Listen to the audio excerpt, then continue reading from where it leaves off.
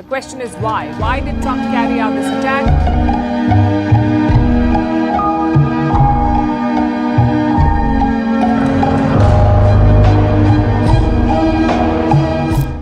दर्शकों, आज हम जनवरी 2026 के उस मोड़ पर खड़े हैं जहां इतिहास ने एक करवट ली है। पिछले कुछ दिनों की घटनाएं, समाचारों में आपने सुना होगा कि अमेरिका ने वेनेजुएला के राष्ट्रपति निकोलस मादुरो को पकड़ लिया है। लोग कह रहे हैं यह राजनीति है, यह तेल की लड़ाई है। लेकिन मैं आपसे पूछता हूं, क्या यह सिर्फ इंसानों का फैसला था या इसके पीछे ग्रहों की कोई चाल थी? आज हम उस सत्य को जानने की कोशिश करेंगे जो अखबारों में छपता ही नहीं है। आज हम बात करेंगे उस गृह युद्ध की जिसने एक देश की किस्मत को ही बदल डाला। वेनेजुएला एक ऐसा देश है जहां काला सोना यानी दुनिया का सबसे बड़ा तेल का भंडार पाया जाता है। पर हमारे शास्त्रों में कहा गया है, अति सर्वर्ते वर्जते।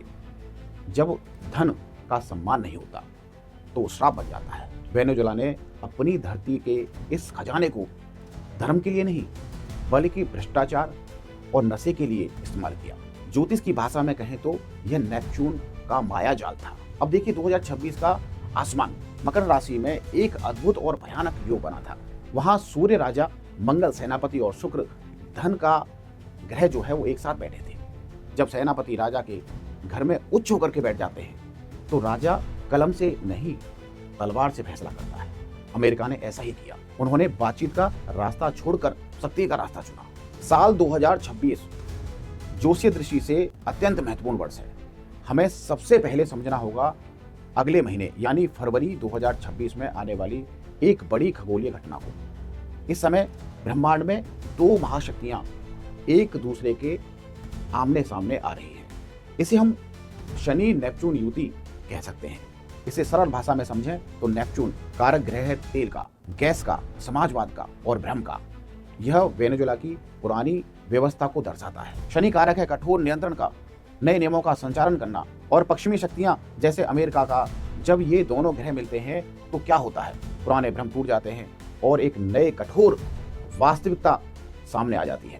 नेपच्यून का समाजवाद का सपना शनि के कठोर नियंत्रण के आगे घुटने टेक देता है। तो मेरी पहली स्पष्ट भविष्यवाणी यही है, आने वाले महीनों में विशेषकर फरवरी और मार्च के बीच में आप देखेंगे कि जिसे दुनिया लोकतंत्र की बहाली कहेगी वो वास्तव में वेनेजुएला के संसाधनों का एक विशाल पुनर्गठन होगा। युद्ध नहीं बल्कि एक बहुत बड़ी डील होने वाली है। वेनेजुएला की जमीन होगी, तेल उनका होगा, लेकिन नियंत्रण मुनाफा अमेरिका का होने वाला है। यह एक तरफा समझौता होगा। ज्योतिषीय गणना स्पष्ट रूप से दिखा रही है कि वेनेजुएला की आर्थिक स्वतंत्रता अगले कई वर्षों के लिए समाप्त होने जा रही है। अब आप पूछेंगे, गुरुजी क्या इसका मतलब ये हुआ कि अब वहां शांति होगी? काश मैं ये कह पाता। हाँ, देखिए मुंडेल एस्ट्रोलॉजी हमें बताती है मंगल की जो चाल है हमें इसे समझना होगा, इसे नजरअंदाज नहीं करना।